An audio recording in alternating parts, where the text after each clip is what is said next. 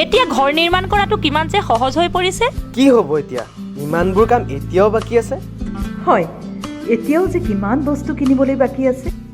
কেনেকৈ সম্পূৰ্ণ হ'ব এই গৃহ নিৰ্মাণৰ কাম?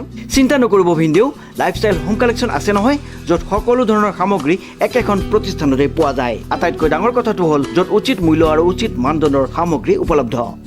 আমাৰ প্ৰতিষ্ঠানত পোৱা যায় tiles, sanitary, bath fitting, modular kitchen, painting, wallpaper, plywood, furniture fitting, UPVC দুৱাৰ খিৰিকী, ইলেক্ট্ৰিকেল সামগ্ৰী, চিমনি আদিৰ লগতে আৰ্কিটেকচাৰ আৰু ইণ্টেৰিয়ৰ সুবিধাও। গোটেই মিস্ত্ৰীও তাতে পাব। আপোনাৰ সপোন সফল হোৱাৰ একমাত্ৰ প্ৰতিষ্ঠান লাইফষ্টাইল হোম কালেকশ্যনত। মা এলুমিনিয়াম এণ্টাৰপ্ৰাইজ যোৰহাট চহৰৰ এটি প্ৰতিষ্ঠিত উদ্যোগ। আমি aluminium, steel, false ceiling, modular কিটচেনৰ ডিজাইন নিৰ্মাণ কৰোঁ। আমাৰ লক্ষ্য উচিত মানদণ্ড আৰু উচিত মূল্য। আমাৰ ঠিকনা JB ৰোড, যোৰহাট। আমাৰ ফোন নম্বৰ 8011132365 অথবা 8486714117।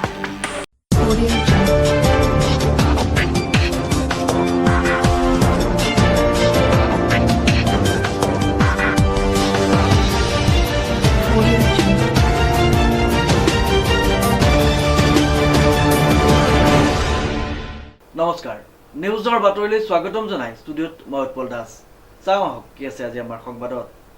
ৰাজ্যৰ 3টা পৰ্যায়ত অনুষ্ঠিত হ'বলগীয়া 2021 বিধানসভা নিৰ্বাচনৰ প্ৰথম পৰ্যায়ৰ ভোটগ্ৰহণ প্ৰক্ৰিয়া 27 মাৰ্চৰ পুৱা 7 বজাৰ লগে লগে আৰম্ভ হ'ল। দেখা গ'ল ভোটগ্ৰহণ কেন্দ্ৰসমূহত ভোটদাতা ৰাইজৰ শাৰী শাৰী দীঘলীয়া লাইন। আমি নিউজৰ পৰা গৈছিলোঁ যোৰহাটৰ বিভিন্ন ভোটগ্ৰহণ কেন্দ্ৰসমূহলৈ। তাৰে এক প্ৰতিবেদন চাওঁচোন আহক। আমি পোনপ্ৰথমে গৈছিলোঁ যোৰহাট চহৰৰ এটি আদৰ্শ ভোটগ্ৰহণ কেন্দ্ৰলৈ, য'ত আমি লগ পাইছিলোঁ জ্যেষ্ঠ সাংবাদিক দিগন্ত বুঢ়াগোহাঁইক। জ্যেষ্ঠ সাংবাদিকগৰাকীয়ে নিজ কন্যাক লগত লৈ সাব্যস্ত কৰিলে ভোটাধিকাৰ। উল্লেখযোগ্য যে জ্যেষ্ঠ সাংবাদিকগৰাকীৰ কন্যাই এইবাৰ পোনপ্ৰথমবাৰৰ বাবে প্ৰদান কৰিলে ভোট। উক্ত সন্দৰ্ভত কি কয় শুনোচোন আহক। ক'বলৈ গ'লে ক'ভিডে মানুহ যিটো শিকোৱাৰ পিছত ক'ভিড সম্পৰ্কে মানুহ বহুত সজাগ সচেতন। ইয়াত ব্যৱস্থাখিনি কৰি দিছে, সেইটো হয়, কিন্তু ৰাইজেও খুব ভালদৰে সহযোগ কৰিছে। সকলোৱে মাস্ক পিন্ধি আহিছে, চেনিটাইজাৰ লগাইছে, থাৰ্মেল স্কেনাৰ তেওঁলোকে কৰিছে। তাৰপিছতে গ্লাছ পিন্ধি ভিতৰতে ধুনীয়াকৈ ভোটদান কৰিছে, শাৰী পাতিছে। সেইটো তেওঁলোকে নিৰ্বাচনী বিষয়া কৰ্মচাৰীসকলকো সহযোগ কৰিছে ৰাইজে, আৰু খুব শৃংখলাবদ্ধভাৱে। মানুহখিনি এবাৰ মন কৰিছোঁ যথেষ্ট সোনকালে আহিছে ভোটটো, আগতকৈ আগৰ তুলনাত সোনকালে আহিছে। হয়তো দীঘলীয়া শাৰী হ'ব এনেকুৱা ধৰণে ভাবিছে, কিন্তু খুব ভাল লাগিল শৃংখলাবদ্ধভাৱে মানুহে গণতান্ত্ৰিক অধিকাৰ সাব্যস্ত কৰা। বিভাগৰ সহযোগত তেওঁলোকে কৰিছে এইটো অনুষ্ঠান। ভোটদানৰ প্ৰতি ৰাইজৰ সজাগতা আৰু এটা উৎসৱমুখৰ এটা পৰিৱেশ বিৰাজ কৰিবলৈ ৰং বিৰঙে সজাই তুলিছে। চেল্ফি জোন এটা তাত স্থাপন কৰিছে। আজিকালি চেল্ফি ইমান জনপ্ৰিয়, কোনোবাই তাত ফটো তুলিব পাৰে। তাৰপিছত বেলুন আদি ৰং বিৰঙৰ বেলুন লগাইছে, কিছুমান বেনাৰ ফেষ্টুন এনেকৈ আঁৰি থৈছে। তেনেকুৱা ধৰণে এটা আচলতে সজাগতা আনিব বিচাৰিছে মানুহৰ মাজত, যে ভোটদান কৰি মানুহে ওলাই আহক, সেইটো পৰিৱেশে দেখা যায়। বাকীখিনি যথাযথভাৱে দেখা যায়। আপুনি পুৱা কেই বজাত ওলাই আহিলে ঘৰৰ পৰা?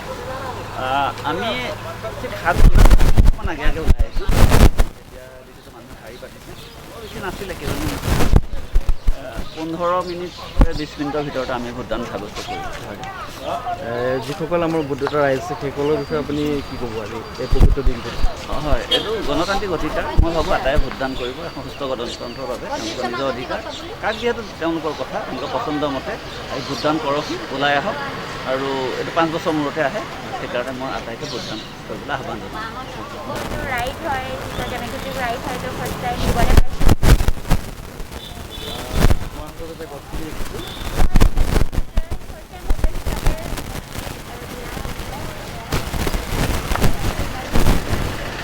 তুমি কেইটা বজাত আহিছিলা আজি?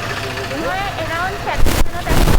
আৰু ইয়াত ইমান ভাল লাগিছে, ভালকৈ চফা আৰু পূৰা কৰি গৈছে, ধুনীয়াকৈ হৈ গ'ল। ইয়াৰ পিছতেই আমি যাওঁ মাছৰহাট LP স্কুল, পলিটেকনিক হাইস্কুলকে আদি কৰি কেইবাটাও ভোটগ্ৰহণ কেন্দ্ৰলৈ। এতিয়া চাওঁচোন আহক উক্ত ভোটগ্ৰহণ কেন্দ্ৰকেইটিৰ পৰিৱেশ আৰু ভোটদাতা ৰাইজে কৰা মতামতসমূহ। আপুনি ভোট দান কৰিলে নেকি? ভোটদান মই কৰিলোঁ। হয়, আপুনি পুৱা কেইটা বজাত ওলাই আহিছিলে? মই 7টা বজাত ওলাই আহিছোঁ। ইয়াত যিখিনি ক'ভিড প্ৰট'কল সেইখিনি মনা হৈছেনে বাৰু? সম্পূৰ্ণ আমাৰ ইয়াত মুখত মাছ মানুহবিলাক সম্পূৰ্ণ নিয়ম শৃংখলামতে আমাৰ পলিং একো আমি দেখিছোঁ যে গত কেইবছৰৰ যি উৎসাহ উদ্দীপনা এইবাৰ অলপ ৰাইজৰ এইবাৰ বহুত বেছি উৎসাহ উদ্দীপনা বহুত বেছি দেখিছোঁ। কাৰণ পুৱাই যিটো মানে আমি লাইন দেখিছোঁ সেইটো মানে দেখিয়ে বৰ ভাল লাগিছে। গতিকে এইবাৰ আমি জানিছোঁ যে যথেষ্ট পলিং হ'ব বুলি আমি আশা কৰিছোঁ। মই এতিয়ালৈকে ভোট দান কৰা নাই, মই ভোটদান কৰিম যিহেতু মই এইটো ৱাৰ্ডৰ আগত প্ৰতিনিধিত্ব কৰিছিলোঁ আৰু এইটো ৱাৰ্ডৰ পৰা মই দুবাৰকৈ পৌৰসভাৰ সভাপতি হিচাপেও মই আছিলোঁ। সেইকাৰণে মানুহখিনিক অকণমান চাই মেলি দিছোঁ আৰু বিশেষকৈ আমাৰ যিগৰাকী প্ৰাৰ্থী ৰাণা গোস্বামীৰ জয়যুক্ত যাতে এইবাৰ হ'ব লাগে তাৰ কাৰণে আমি সকলো দলীয় কৰ্মীয়ে যথেষ্ট আমি কষ্ট কৰিছোঁ আৰু বিশেষকৈ আমি ভাবিছোঁ এইবাৰ আমাৰ কংগ্ৰেছ দলৰ প্ৰাৰ্থীজন জয়যুক্ত হ'ব আৰু আমি ইতিমধ্যে ইয়াত যথেষ্ট ভিৰ পৰিলক্ষিত হৈছে আৰু মানুহখিনি খুব উৎসাহেৰে আগবাঢ়ি আহিছে আৰু বিশেষকৈ আমাৰ যিখন জাতিধ্বংসী বিল কাৰ এগেইনষ্টত মানুহে এইবাৰ ভোট সাব্যস্ত কৰিব সেইটো কথা একদম নিশ্চিত। গতিকে আমাৰ প্ৰাৰ্থীজন জয়যুক্ত হ'ব। হয়, এইবাৰ ভোটদাতা ৰাইজৰ উৎসাহ উদ্দীপনা কেনে দেখিছে আপুনি? যথেষ্ট উৎসাহ উদ্দীপনা দেখিছোঁ। আমি যেতিয়া ঘৰে ঘৰে আমি প্ৰচাৰৰ কাৰণে গৈছিলোঁ তেতিয়া বিশেষকৈ ডেকা যুৱক যুৱতীসকলৰ লগত আমি লগ পাইছিলোঁ, তেওঁলোকৰ লগত আমি ইণ্টাৰেক্ট কৰিছিলোঁ। তেতিয়া কৈছে আমি যিহেতু এখন জাতিধ্বংসী বিলখন তেওঁলোকে আনিম বুলি ঘোষণা কৰি দিলে গতিকে আমি জাতিধ্বংসী বিলৰ এগেইনষ্টত আমি সদায় আমি ভোট দিম। ভোট কাক দিম আমি সেইটো কথা এতিয়া নকওঁ, কিন্তু আমি জাতিধ্বংসী বিলৰ এগেইনষ্টতে ভোট দিম। তেতিয়া আমি কৈছোঁ যিজন প্ৰাৰ্থীৰ জয় নিশ্চিত তেওঁকে যদি ভোট দিয়া হয় তেতিয়াহ'লে সেই বিলখন অন্ততঃ আমি ইয়াত মানে প্ৰতিৰোধ কৰিব পাৰিম বুলি আমি আশা কৰিছোঁ। আমি তেওঁলোকক কেনেকৈ বুজাইছোঁ আমি ভাবিছোঁ যুৱচামে কংগ্ৰেছক দিব আৰু কংগ্ৰেছৰ যিটা 5টা গেৰাণ্টি আছিলে সেই 5টা গেৰাণ্টিৰ লগত যুৱকসকলেও জড়িত হৈ আছে। আমি ভাবিছোঁ আমাৰ অসমত এইবাৰ কংগ্ৰেছে চৰকাৰ গঠন কৰিব। আপুনি অনুমান কৰিছে নেকি যে ভোটদান এইবাৰ হাৰ কিমান হ'ব? ভোটদানৰ হাৰ সাধাৰণতে আমাৰ এইবোৰ টাউন এৰিয়াবিলাকত 60-62% আগতে হয়। এনেই অভাৰঅল আমাৰ যোৰহাট সমষ্টিত ধৰক 70-75%, 72% সিমানলৈকে হৈ যায়। এইবাৰ ভাবিছোঁ টাউনতো যথেষ্ট ভিৰ পৰিলক্ষিত হৈছে, বেলেগ চেণ্টাৰতো দেখিছোঁ যথেষ্ট ভিৰ পৰিলক্ষিত হৈছে। সেইকাৰণে এইবাৰ আমাৰ টাউনতো 70%ৰ ওপৰত হ'ব বুলি আমি আশা ৰাখিছোঁ। ধন্যবাদ। আইন শৃংখলা পৰিস্থিতি ঠিকে আছে নে? ঠিকে আছে, চব ঠিকে আছে, একো হুলস্থুল নাই, ভালেই পাইছোঁ কৰি। আপুনি ভোটদান কৰিলে নেকি? নাই কৰা। আপোনাৰ যিটো থেংক ইউ। এতিয়া চাওঁচোন আহক উক্ত ভোটগ্ৰহণ কেন্দ্ৰকেইটিৰ পৰিৱেশ আৰু ভোটদাতা ৰাইজে কৰা মতামতসমূহ। আজি ভাৰতবৰ্ষৰ সংবিধানৰ এটা পবিত্ৰ দিন, আজি ভোটগ্ৰহণ চলি আছে। হয়, আপুনি ভোটদান কৰিলে নেকি? ভোটদান মই কৰিলোঁ। আজি ইয়াত কেনেকুৱা? ইয়াতে ৰাইজৰ মানে অভূতপূৰ্ব সঁহাৰি। হয়, গোটেইকেইটা কেন্দ্ৰতে মই ঘূৰোঁ, মই চৰকাৰী কামবোৰ হিচাপে গোটেইকেইটা কেন্দ্ৰতে ঘূৰোঁ। হয়, আপোনালোকক মই আৰু এটা কথা অনুৰোধ জনাইছোঁ, মোৰ মানে এলেকাৰ ভিতৰত প্ৰগতি সমাজলৈ পাক এটা মাৰিব, সেইটো আমি মডেল চেণ্টাৰ বনাইছোঁ। হয়, তালৈকে পাক এটা মাৰিব আৰু ইয়াত মানে একাধিকক্ৰমে মানুহবোৰ ডিষ্টেঞ্চ মানি দূৰত্ব বজাই ৰাখি পেলাই ভোট দিবলৈ ব্যৱস্থা কৰি দিয়া হয়। ইয়াত যিটো আমাৰ গ্ল'ভছ আৰু মাস্ক সেইখিনি ব্যৱস্থা কৰা একদম সুন্দৰ দিয়া আছে। আৰু যিখিনি কিছুমানে লগাইও আহিছে, কিন্তু যিখিনি আমি মাস্ক জেনেৰেল মাস্ক 1 ডে ইউজৰ যিখিনি মাস্ক আছিলে সেইখিনি মাস্কত আমি ৰিমুভ কৰি পেলাই নতুন মাস্ক দিয়াৰ ব্যৱস্থা হৈছে, চেনিটাইজাৰ কৰা হৈছে, গ্ল'ভছ দিয়া হৈছে। এইবাৰ ভোটদান কিমান শতাংশ হ'ব বুলি আপুনি অনুমান কৰিছে? এতিয়াৰ পৰা চাই পেলাই কমেও মোৰ হিচাপ মতে 75-80 ওপৰত যাব লাগে। ইয়াত ৰাতিপুৱা কেইটাৰ পৰা মানুহ ইয়াত 7টা বজাৰ আগৰ পৰা মানুহ আছে, কাৰণ 5:30 বজাত মুকল হৈছে। তাৰ পিছৰ পৰা আপোনাৰ মানুহৰ শাৰী পাতা ব্যস্ত হৈ গৈছে হয় আৰু একাধিক্ৰমে এতিয়া চলি আছে ইয়াতে অকণমান এতিয়া সেইফালে কমিছে এইফালে বাঢ়িছে তেনেকুৱা হৈ আছে আমাৰ ইয়াত মানে আগতে 2টা চেণ্টাৰ হৈ আছিলে এতিয়া ইয়াত 3টা চেণ্টাৰ কৰি দিয়াৰ পৰা যথেষ্ট ৰাইজৰ সুবিধা হৈছে আপুনি যিহেতু এজন চৰকাৰী গাঁওবুঢ়া হয় আৰু এই ক্ষেত্ৰত আপুনি ভোটদাতা ৰাইজক এই মুহূৰ্তত কি ক'ব মই মানে গণতন্ত্ৰৰ প্ৰতি এইটো হৈছে আমাৰ 5 বছৰীয়া সময়ত নিজৰ মানে স্বাধীনতা এটা আহে সেই স্বাধীনতাটো মই সৰ্ব কৰিবলৈ হাক দিছোঁ চবেই স্বতঃস্ফূৰ্তভাৱে বিবেক ভোট প্ৰদান কৰক আমাক এখন সুস্থ চৰকাৰ লাগে আৰু সুস্থ চৰকাৰখনে ৰাইজে গঠন কৰিব আৰু সেই হেতুকে ভোটদানৰ অতি প্ৰয়োজন ধন্যবাদ কিমান দেৰিৰ পৰা লাইনত আছে আজি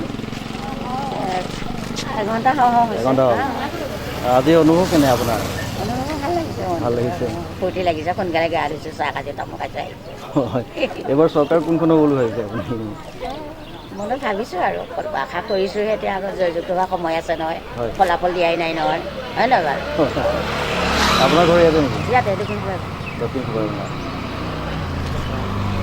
আপুনি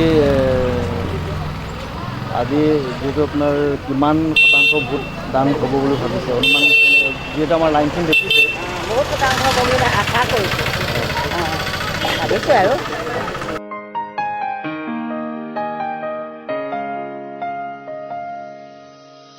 পংকজ বৰাৰ সহযোগত উৎপল দাসৰ report news now 24/7 Jorhat 27 March শনিবাৰে পুৱা 7 বজাৰ লগে লগে আৰম্ভ হ'ল অসম বিধানসভাৰ প্ৰথম পৰ্যায়ৰ নিৰ্বাচন 134 নং নাওখলীয়া প্ৰাথমিক বিদ্যালয়ত ভোটদান কৰিলে যোৰহাট সমষ্টিৰ বিধায়ক হিতেন্দ্ৰনাথ গোস্বামীয়ে ভোটদান কৰি এনেদৰে বক্তব্য আগবঢ়ায় বিধায়কগৰাকীয়ে 27 মাৰ্চ শনিবাৰে পুৱা 7 বজাৰ লগে লগে আৰম্ভ হ'ল অসম বিধানসভাৰ প্ৰথম পৰ্যায়ৰ নিৰ্বাচন 134 নং নাওখলীয়া প্ৰাথমিক বিদ্যালয়ত ভোটদান কৰিলে যোৰহাট সমষ্টিৰ বিধায়ক হিতেন্দ্ৰনাথ গোস্বামীয়ে ভোটদান কৰি এনেদৰে বক্তব্য আগবঢ়ালে বিধায়কগৰাকীয়ে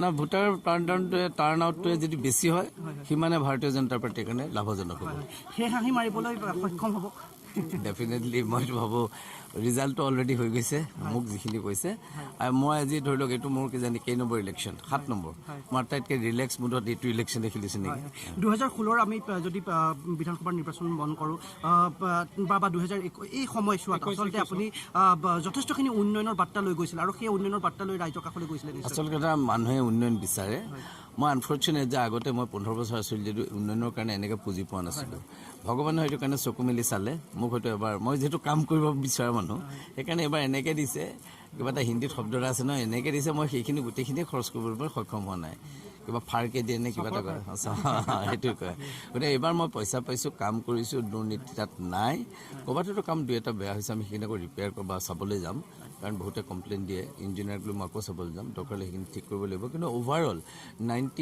মই ভাবোঁ যে 98% মানুহৰ মানে কামত মানুহৰ সন্তুষ্টি আছে কিছু কামত হয়তো 2% 1% মানুহে কৈছে দাদা এইটো এনেকৈ নকৰিলে ভাল আছিল সেইখিনি আমি চাম আৰু মই এইটো কাৰণে মই মানুহক মানে মোৰ ৰাইজক ধন্যবাদ জনাম মোৰ ভোটাৰ ৰাইজক যে তেওঁলোকে মোৰ কাম আধৰুৱা কামখিনি সম্পূৰ্ণ কৰিবৰ কাৰণে এইটো এটা টাৰ্ম দিয়াৰ ক্ষেত্ৰত তেওঁলোকে প্ৰায় সিদ্ধান্ত লৈছে আৰু সেইকাৰণে মই ভাবোঁ যে ডেফিনেটলি ভাল হ'ব আমাৰ আৰু মই ভগৱানে কৰিলে আমাৰ চৰকাৰ হ'ব মই ভাবাত চৰকাৰ হ'ব আজিতো 47টা হ'ব গতিকে চৰকাৰ হ'ব চৰকাৰ হ'লে নিশ্চিতভাৱে মই কংকনজ্যোতি শৰ্মাৰ ৰিপৰ্ট নিউজ নাও 24/7 যোৰহাট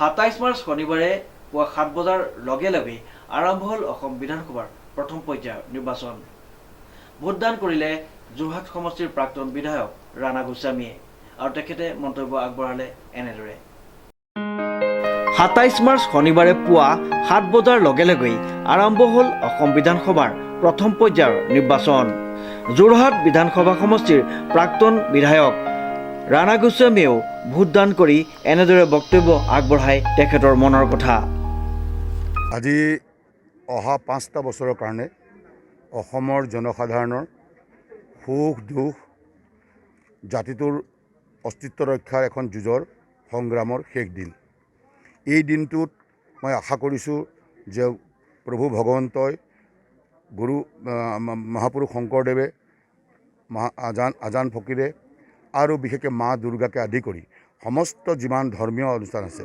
আজি খ্ৰীষ্টীয় ধৰ্মই হওক, আমাৰ শিখ ধৰ্মই হওক, আজি আমাৰ বুদ্ধ ধৰ্মই হওক, আজি আমাৰ জৈন ধৰ্মই হওক, যিমানবিলাক ধৰ্ম আছে সকলো ধৰ্মগুৰুসকলৰ আশীৰ্বাদ আমাৰ ভোটদাতা ৰাইজৰ ওপৰত পৰিব আৰু তেখেতক জ্ঞান দিব। মই আশা কৰোঁ তেখেতসকলৰ আজিৰ এই সিদ্ধান্তই 5 বছৰ, যোৱা 5টা বছৰ যিদৰে ৰাইজে জীয়াটো ভুগিলে, বস্তুৰ চৰাজামে ৰাইজক জীৱন শেষ কৰিলে, অসমখনত অশান্তিৰ মাজত পাৰ কৰিলে, এই অশুভ শক্তিক নাশ কৰি যাতে শুভ দিন আহে সকলো ৰাইজৰ কাৰণে, আমাৰ যোৰহাটবাসীৰ কাৰণে, যাতে মোৰ যোৰহাটৰ প্ৰত্যেকজন মানুহৰ কাৰণে সুখ আহে, শান্তি আহে, সমৃদ্ধি আহে আৰু বিশেষকৈ নতুন প্ৰজন্মই যাতে তেওঁলোকে এটা সংস্থাপন পাব পাৰে। যোৱা 5টা বছৰ মোৰ নতুন প্ৰজন্মই, নতুন ডেকা ল'ৰাবিলাকে, নতুন ছোৱালীবিলাকে কোনো ধৰণৰ সংস্থাপন নাপালে।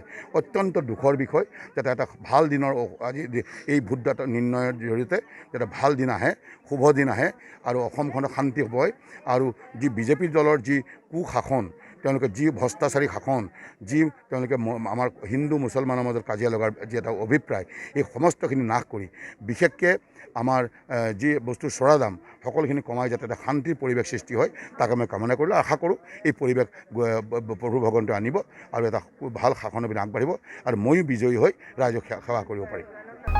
কংকনজ্যোতি শৰ্মাৰ ৰিপৰ্ট, নিউজ নাও 24/7 যোৰহাট। গৃহ চহৰ ডিব্ৰুগড়ত ভোটদান কৰে মুখ্যমন্ত্ৰী সৰ্বানন্দ সোণোৱালে। নিউজ নাওৰ এক ৰিপৰ্ট। ৰাজ্যত 3টা পৰ্যায়ত অনুষ্ঠিত হ'ব লগা 2021 বিধানসভা নিৰ্বাচনৰ প্ৰথম পৰ্যায়ৰ ভোটগ্ৰহণ প্ৰক্ৰিয়া আজি পুৱা 7 বজাৰ পৰা আৰম্ভ হোৱাৰ লগে লগে নিজ নিজ ভোটদান কৰাৰ বাবে ভোটাৰসকল ভোটগ্ৰহণ কেন্দ্ৰত উপস্থিত হোৱাৰ পৰিলক্ষিত হৈছে।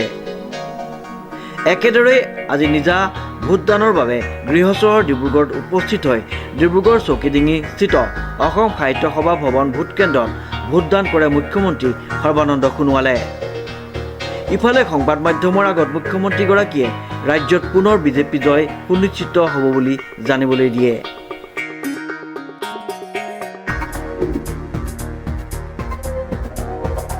সমষ্টিলৈ গৈছে, ৰাইজৰ লগত বাৰ্তালাপ কৰিছে। এই কথাটো স্পষ্ট হৈছে, পুনৰ বিজেপি চৰকাৰ হ'ব এই নিশ্চিত। বিজেপি আৰু মিত্ৰজোঁটে চৰকাৰ গঠন কৰিব, এই কথা নিশ্চিত। ইয়াক আৰু বেলেগ দলৰ কোনো স্থান নাই। আমাৰতো লক্ষ্য আছে 100% পোৱা, গতিকে সেই লক্ষ্যৰে আমি যুঁজ দিছোঁ আৰু সেই লক্ষ্যত উপনীত হ'বৰ বাবে আমি নিষ্ঠাৰে চেষ্টা চলাইছোঁ। सर क्या दुआ मांगी सर आपने बजाते सबके लिए शांति और पार्टी के लिए जीत नहीं? हाँ, पार्टी के लिए तो जीत, पार्टी के लिए तो जीत मैंने बोला। सब हमारे जितना उम्मीदवार है सब जीत के आए। ডিব্ৰুগড়ৰ পৰা পৰিণীতা হাজৰিকাৰ ৰিপৰ্ট, নিউজ নাও 24/7। আগবাঢ়িছোঁ পৰৱৰ্তী বাতৰিলৈ। 3বাৰকৈ বিধায়ক হৈ থকা প্ৰশান্ত ফুকনে 4ৰ্থবাৰৰ বাবে প্ৰদান কৰে ভোট। নিউজ নাওৰ এক ৰিপৰ্ট। আজিৰে পৰা আৰম্ভ হৈছে প্ৰথম পৰ্যায়ৰ ভোটদান প্ৰক্ৰিয়া। পুৱাৰ ভাগৰ পৰা ভোটাৰসকলে দীঘলৈকে শাৰী পাতি মুখত মাস্ক পৰিধান কৰি সামাজিক দূৰত্ব বজাই ৰাখি নিজৰ মৌলিক অধিকাৰ সাব্যস্ত কৰা দেখা যায়। প্ৰথম পৰ্যায়ৰ বিধানসভাৰ নিৰ্বাচনৰ ডিব্ৰুগড়ৰ 7টা বিধানসভা সমষ্টিৰ বিজেপি, কংগ্ৰেছ, জাতীয় পৰিষদকে আদি কৰি মুঠ 37জন প্ৰাৰ্থীৰ ভাগ্য নিৰ্ণয় কৰিব। ডিব্ৰুগড় বিধানসভা সমষ্টিৰ 3বাৰকৈ বিধায়কৰ কাৰ্যকালৰ দায়িত্বত থকা প্ৰশান্ত ফুকনে 4ৰ্থবাৰলৈ বিধায়কৰ বাবে প্ৰতিদ্বন্দ্বিতা কৰি পুৱা স্কুটিৰে পত্নীক লগত লৈ নিজৰ ভোট প্ৰদান কৰে। সংবাদ মাধ্যমৰ আগত এইদৰে মন্তব্য আগবঢ়ায় বিধায়কগৰাকীয়ে। ভোটাধিকাৰ সাব্যস্ত কৰিলোঁ আৰু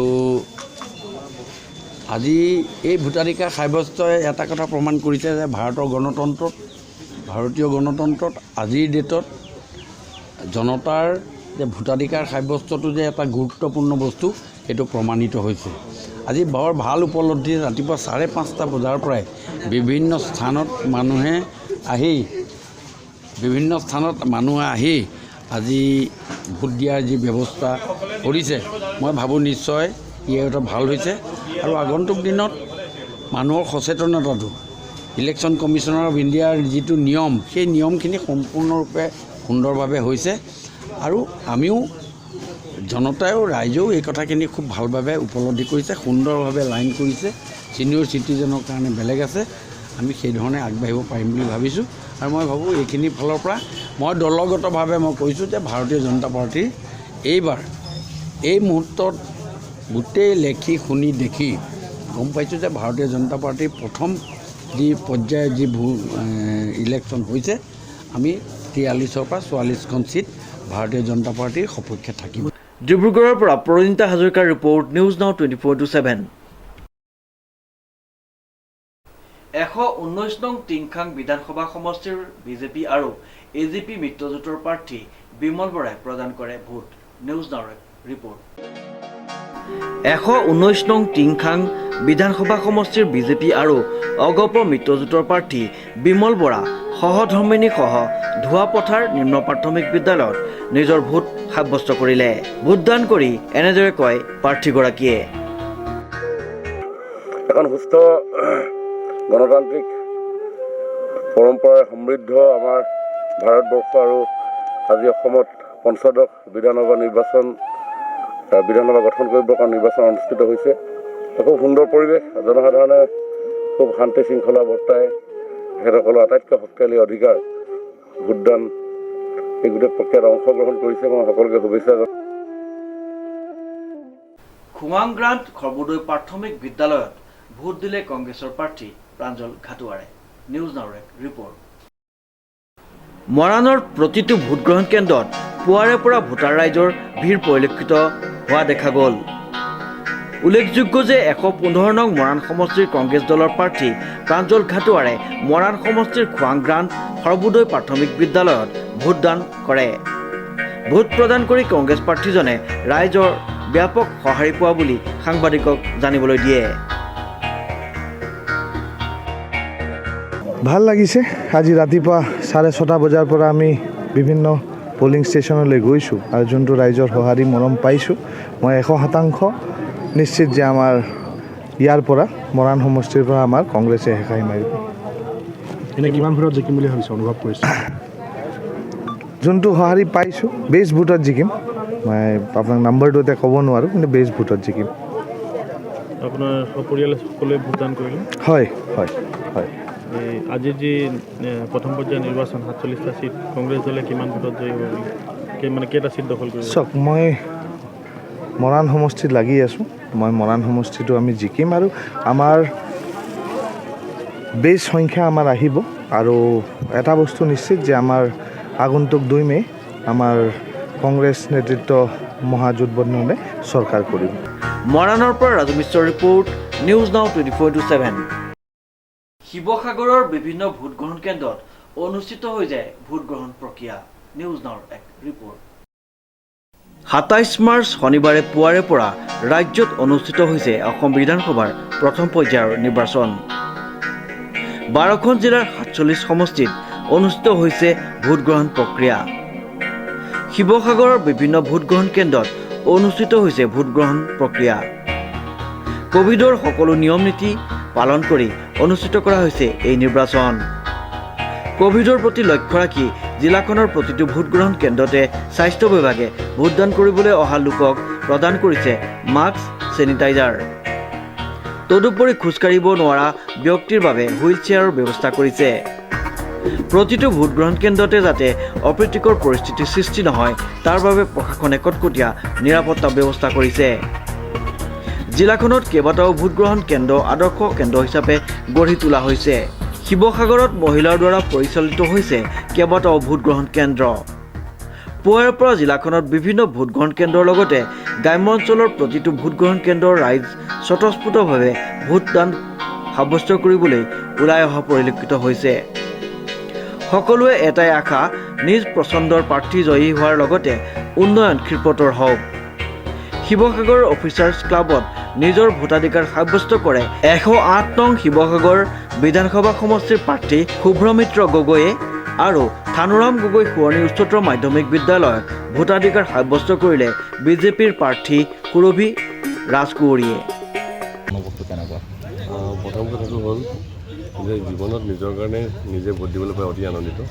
আৰু দ্বিতীয় কথাটো হ'ল ৰাইজক দেখা পায়, ৰাইজ যেনেকৈ ওলাই আহিছে সেইকাৰণে এনে লাগিছে যে শিৱসাগৰত তেওঁলোকে কিবা এটা ভাল বিচাৰিছে, সেইকাৰণে তেওঁলোক ওলাই আহিছে আৰু ভাবিছোঁ শিৱসাগৰ ভাল হ'ব এইবাৰ। কিমানমান ভোটৰ ব্যৱধান আপুনি জয়যুক্ত হ'ম বুলি ভাবিছে? কিন্তু আমিতো কৈয়ে আহিছোঁ প্ৰথমবাৰ 15-20 হাজাৰ ব্যৱধানত মই বিজয়ী হ'ম আৰু বিজয়টো পূৰা নিশ্চিত, তাৰ কোনো প্ৰশ্নই নাই। ৰাইজে সহায় জনাইছে আৰু শিৱসাগৰবাসী ৰাইজ সচেতন, তেওঁলোকে এইবাৰ মানে ভাল এটা কিবা নিৰ্ণয় ল'ব। কংকনজ্যোতি শৰ্মাৰ report news now 24/7। Dimow town হাইস্কুলৰ 55 A নং ভোট কেন্দ্ৰত ভোটদান কৰে কংগ্ৰেছৰ প্ৰাৰ্থী সুশান্ত বৰগোহাঁয়ে। নিউজ নাওৰ এক ৰিপৰ্ট। 107 নং থাওৰা বিধানসভা সমষ্টিৰ মুঠ ভোটাৰ 1,15,364 জন। ইয়াৰে পুৰুষ ভোটাৰৰ সংখ্যা 58,368 জন। অন্যহাতে মহিলা ভোটাৰৰ সংখ্যা 56,994 গৰাকী। মুঠ ভোটগ্ৰহণ কেন্দ্ৰ 165টাৰ ভিতৰত মহিলা ভোটগ্ৰহণ কেন্দ্ৰ 6টা। 3 গৰাকী প্ৰাৰ্থীয়ে প্ৰতিদ্বন্দ্বিতা কৰা এই সমষ্টিটোত কংগ্ৰেছৰ প্ৰাৰ্থী সুশান্ত বৰগোহাঁয়ে ডিমৌ টাউন হাইস্কুলৰ 55 A নং ভোট কেন্দ্ৰত ভোটদান কৰে। ভোটদান কৰি ৰাইজৰ পূৰ্ণ সমৰ্থনত ভাল ফলাফল লাভ কৰিম বুলি উল্লেখ কৰে প্ৰাৰ্থীগৰাকীয়ে। ইফালে এই সমষ্টিটোত ভাৰতীয় জনতা পাৰ্টিৰ প্ৰাৰ্থী কুশল দুৱৰী আৰু অসম জাতীয় পৰিষদৰ প্ৰাৰ্থী দীপেন তাঁতীয়ে প্ৰতিদ্বন্দ্বিতা আগবঢ়াইছে। আজি এটা ফৰকাল মন লৈ মুকলি মন লৈ আজি ভোটদান কৰিলোঁ। এইটোৱে গণতান্ত্ৰিক শক্তি, যিটো শক্তি আমাক স্বাধীন ভাৰতত দিছে আৰু সকলোৱে যাতে এই ভোটদান কৰে তাৰে মই সকলোলৈ আবেদন জনাইছোঁ। কাৰণ এই শক্তিৰে আমি নিজে বিচৰা চৰকাৰ, নিজে বিচৰা প্ৰতিনিধি আমি পাওঁ আৰু এই গণতান্ত্ৰিক যিটো শক্তি সেইটো সকলোৰে কাৰণে সমান আৰু সকলোকে আগবাঢ়ি আহি যাকে দিয়ে ভোট খালি ভোটদান কৰিবৰ কাৰণে মই আহ্বান জনাইছোঁ। আশা ৰাখিছোঁ এইবাৰ নিৰ্বাচনটো ভাল ফলাফল হ'ব বুলি। যথেষ্ট সঁহাৰি পাইছোঁ আৰু আমি বহুখিনি সভা পাতিলোঁ, সৰু সভা। এই সভাবিলাকত ৰাইজৰ বিপুল সঁহাৰি পাইছোঁ আৰু আশা কৰিছোঁ এইবাৰ থাওৰা সমষ্টিত প্ৰতিনিধিত্ব কৰি আমি ৰাইজৰ সেৱা কৰাৰ লগতে সমষ্টিটোৰ মান সন্মান যাতে ৰাখিব পাৰোঁ তাৰ বাবে ৰাইজৰ আশীৰ্বাদ পাম বুলি আশা কৰিছোঁ। কংকনজ্যোতি শৰ্মাৰ ৰিপৰ্ট নিউজ নাও 24/7 যোৰহাট। 115 নং মৰাণ সমষ্টিৰ বিজেপিৰ প্ৰাৰ্থী চক্ৰধৰ গগৈয়ে প্ৰদান কৰে ভোট। নিউজ নাওৰ এক ৰিপৰ্ট। আৰম্ভ হ'ল প্ৰথম পৰ্যায়ৰ ভোটদান প্ৰক্ৰিয়া। মৰাণত পুৱাৰে পৰা ভোটাৰ ৰাইজৰ ভিৰ দেখিবলৈ পোৱা গ'ল।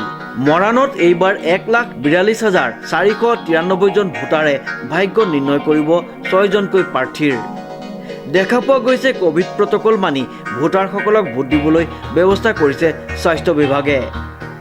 মৰাণ মধ্য ইংৰাজী বিদ্যালয়ত ভোটগ্ৰহণ কেন্দ্ৰত ভোট দিলে বিধায়ক তথা বিজেপিৰ প্ৰাৰ্থী চক্ৰধৰ গগৈয়ে। ঘৰৰ পৰা খোজকাঢ়ি আহি পত্নীক লগত লৈ ভোট দিলেহি বিধায়কগৰাকীয়ে।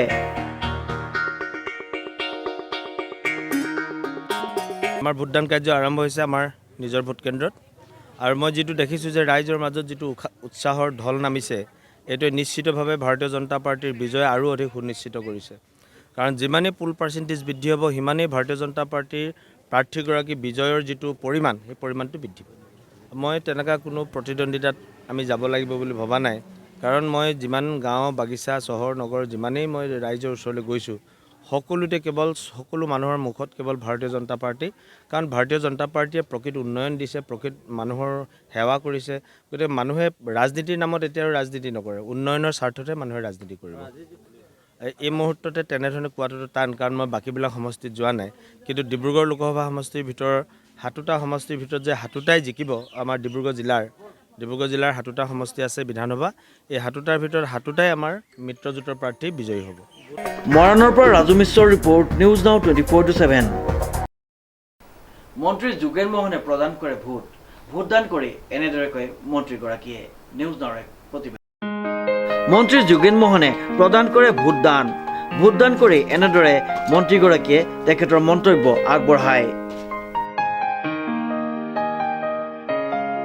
105 নং মাহমৰা বিধানসভা সমষ্টিৰ মই ভাৰতীয় জনতা পাৰ্টীৰ প্ৰাৰ্থী আৰু মৰাণ মহাবিদ্যালয় ৱেষ্ট 43A চেণ্টাৰত ইতিমধ্যে পুলিং ষ্টেচনত ভোটদান সাব্যস্ত কৰিছোঁ। ৰাইজ যথেষ্ট উৎসাহেৰে ওলাই আহিছে ভোটদান কৰিবলৈ। পুৱাৰে পৰা লাইন ইতিমধ্যে ভোটদানৰ প্ৰক্ৰিয়া আৰম্ভ হৈছে। মই ভাবোঁ গণতন্ত্ৰৰ কাৰণে এইটো শুভ লক্ষণ। সকলো ৰাইজ ভোটদান কৰিবৰ কাৰণে ওলাই আহিছে আৰু ৰাইজে যথেষ্ট উল্লাস আছে এইবাৰ ভোটদান কৰাত দেখিছোঁ। সকলোৱে হাঁহি মুখে ওলাই আহিছে ভোটদান কৰিবৰ কাৰণে। মই সকলো ভোটদাতা ৰাইজলৈ শুভেচ্ছা জনাইছোঁ। গণতন্ত্ৰক শক্তিশালী কৰাৰ স্বাৰ্থত ৰাজ্যখনৰ বিকাশ আৰু প্ৰগতি আৰু খুব আগবাঢ়ি নিয়াৰ স্বাৰ্থত ভোটদান সাব্যস্ত কৰিব লাগে। মই নিশ্চয় পৰিৱৰ্তন আৰু উন্নয়নৰ পক্ষতে আমাৰ সমষ্টি ভোটদাতাই ভোটদান কৰিব। যোৱাকালিৰ পৰা ৰাইজ বিভিন্ন পলিং ষ্টেচনত ৰাইজে নিজে মৰাণৰ পৰা ৰাজু মিশ্ৰৰ ৰিপৰ্ট, নিউজ নাও 24/7। আগবাঢ়িছোঁ আজিৰ শেষৰটোৰ বাতৰিলৈ। সমূহ অসমবাসী ৰাইজক ভোটদান কৰিবলৈ আহ্বান জনাই জনপ্ৰিয় কণ্ঠশিল্পী নীল আকাশে। নিউজ নাওৰ এক প্ৰতিবেদন। সমূহ অসমবাসী ৰাইজক ভোটদান কৰিবলৈ আহ্বান জনালে জনপ্ৰিয় কণ্ঠশিল্পী নীল আকাশে। উল্লেখযোগ্য যে প্ৰথম পৰ্যায়ৰ ভোটগ্ৰহণ প্ৰক্ৰিয়া অনুষ্ঠিত সুকলমে কৰাৰ বাবে আৰু সমূহ অসমবাসী ৰাইজক ভোটদান কৰিবলৈ আহ্বান জনাই জনপ্ৰিয় কণ্ঠশিল্পীগৰাকীয়ে এনেদৰে আগবঢ়াই তেখেতৰ মন্তব্য। প্ৰথম কথা হ'ল আমি ভোটদান কৰিব লাগে। আমাৰ যিটো মৌলিক অধিকাৰ সেইটো প্ৰথমতে সকলোকে সাব্যস্ত কৰিবৰ কাৰণে অনুৰোধ জনাইছোঁ। আপোনালোকে আপোনালোকৰ প্ৰিয় প্ৰাৰ্থীজনক নিৰ্বাচন কৰক যাতে সমাজখনৰ উন্নতি সাধন কৰিব পাৰে। আৰু প্ৰতিবাৰে নিৰ্বাচনত আমি আশা কৰোঁ যিবিলাক দল থাকে, যিবিলাক প্ৰতিনিধি থাকে, যাক আমি নিৰ্বাচন কৰি পঠাওঁ আচলতে তেওঁলোকে যাতে আমাৰ সমষ্টিটোৰ কাৰণে বা সমাজৰ কাৰণে কিবা এটা কৰক, সেই আশামতে কাম কৰিলে ভাল পাব নিশ্চয়। কা আন্দোলন আপুনি কথা ক'ব গ'লে আপোনাক দেখিছিলোঁ। কা আন্দোলনৰ সময়ত আপুনিও সন্মুখৰ পৰা নেতৃত্ব দিছিল মৰাণত হওক, অসমৰ বিভিন্ন কা আন্দোলনৰ প্ৰেক্ষাপটত দুটাকৈ ৰাজনৈতিক দলে এতিয়া অসমত প্ৰাৰ্থিত্ব দিছে বা ৰাইজে ভোট দিব। এই ক্ষেত্ৰত কিবা ক'ব নেকি? তেওঁলোকে ৰাজনৈতিকভাৱে জড়িত হৈ চাগে কাৰ বিৰোধিতা কৰিবলৈ আগবাঢ়িছে আৰু আমি নথৈ আনন্দিত তেওঁলোকৰ কাৰণে। সমাজৰ কাৰণে এনেকৈ গুণী জ্ঞানীজন ওলাই আহক তাকে বিচাৰিছোঁ। মুঠতে সমাজৰ কল্যাণ হ'ব লাগে, আমাৰ ৰাজ্যখনৰ উন্নতি হ'ব লাগে, সেইবিলাকে বিচাৰোঁ। নতুন প্ৰজন্মৰ কি আহ্বান থাকিব আচলতে?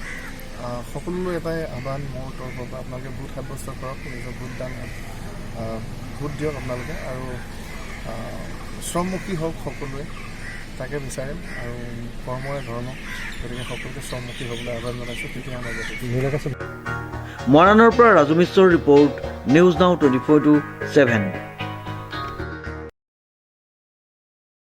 বাতৰি শেষ হোৱাৰ আগতে জানি লওঁ আহক আজিৰ দিনটোৰ বতৰৰ বতৰা। আজিৰ দিনটোৰ সৰ্বোচ্চ তাপমাত্ৰা আছিল 27 ডিগ্ৰী চেলছিয়াছ আৰু সৰ্বনিম্ন 16 ডিগ্ৰী চেলছিয়াছ। ইয়াৰ লগতে বতৰ ফৰকাল হৈ থকাৰ সম্ভাৱনা।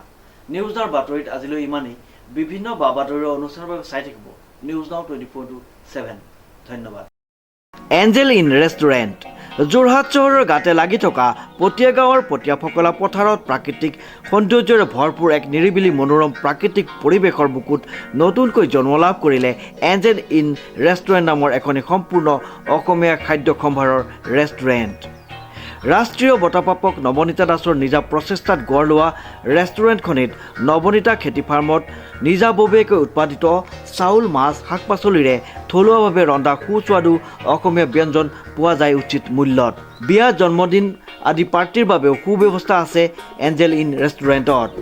গতিকে আজিয়েই আহক আমাৰ ৰেষ্টুৰেণ্টলৈ আৰু সোৱাদ লওক বিভিন্ন অসমীয়া থলুৱা খাদ্য সম্ভাৰৰ।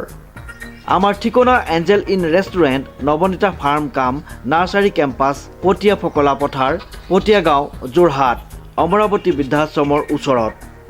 আমাৰ ফোন নম্বৰ 7576918243। আশীৰ্বাদ হোম কেয়াৰ ছাৰ্ভিচ, যোৰহাট চহৰৰ এটি স্বেচ্ছাসেৱী অনুষ্ঠান, যিটো অনুষ্ঠানে আজি 9 বছৰে আগবঢ়াই আহিছে ঘৰুৱা নাৰ্ছিং সেৱা। আপোনাৰ ঘৰত যদি পেৰালাইটিক ৰোগী বা বৃদ্ধা আৰু শয্যাগত ৰোগী আছে, তেনেহ'লে আপোনালোকে যোগাযোগ কৰিব পাৰে এটি বিশ্বাসযোগ্য অনুষ্ঠান আশীৰ্বাদ হোম কেয়াৰ ছাৰ্ভিচ 24/7। জৰুৰীকালীন সময়ত অতি শীঘ্ৰে যোগাযোগ কৰিব পাৰে। আমাৰ যোগাযোগ নম্বৰ হ'ল 700-289-3912 অথবা 9435-210-475। আমাৰ ঠিকনা ইলাইট গেছ এজেঞ্চিৰ বিপৰীতে যোৰহাট।